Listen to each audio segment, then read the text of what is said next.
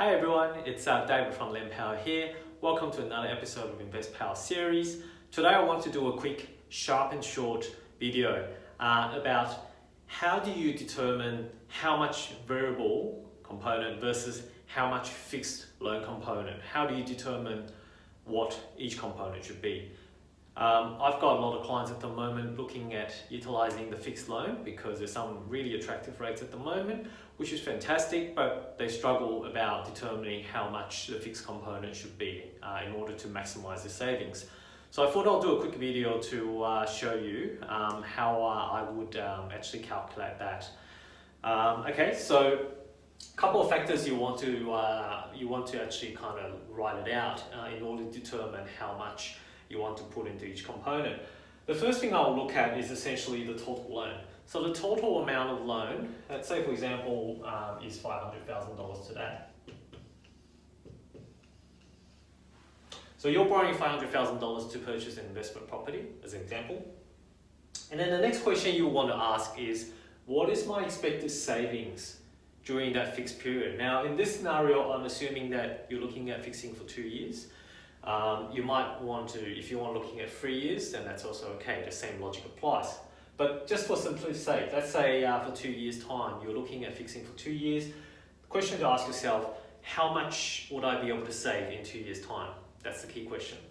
So in this scenario, let's say we got $100,000 that we can save in 2 years time, okay? And then the other consideration of that is, what is the remaining cash after settlement? In other words, after you purchase this property, your savings would have gone down. So what would the remaining savings or what would the remaining cash after settlement would be? I'm going to make it simple. Just say, after purchasing this property, I will have $20,000 savings in my bank account. Okay? So adding those two components up, which is what we essentially just done, forecasting what our expected savings will be in 2 years' time, and also forecasting what our remaining cash after the current property purchase has settled. So adding those two components up gives us the current variable. I'm assuming that if you're looking at an interest-only component or interest-only loan repayment here, then it will be fully offset if you are determined that it's going to be $120,000 as a variable. Okay? Depends on how much you can actually save. You might want to tweak that number up or down. That's up to you, but this is just the logic that you can apply in order to determine that variable component. And therefore the fixed component is then easy. It's the total loan minus the actual variable component, which gives us $380,000.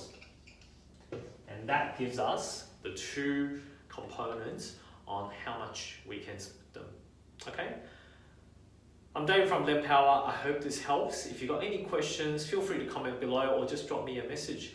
Otherwise, I will see you at the next InvestPower series.